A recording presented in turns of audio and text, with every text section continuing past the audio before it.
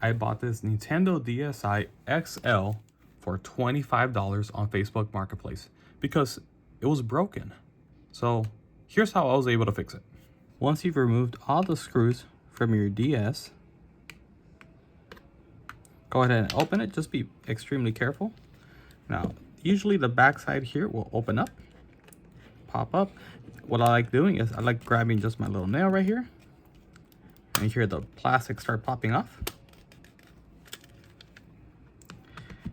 And then make sure when you open it, open the lid in the upwards direction towards the cartridge, because there's some ribbon cables up in the front. Now, when you open it up, one thing I noticed on mine was my Wi-Fi cord was actually a little bit loose. So all I had to do with my DS in order to fix it was just pop it in. I heard like a slight little click and then put it back together. So let's skip to that part of the video.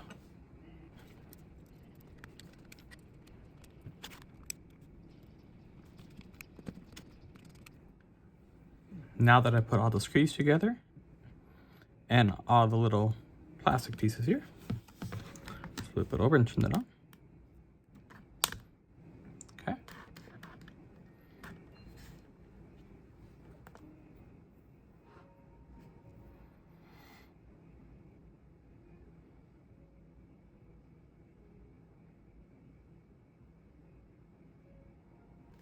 And now when I go ahead and open up my game,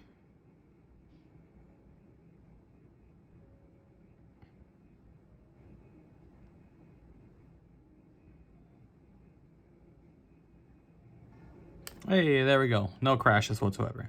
So if you found this video helpful, leave a like, leave a comment.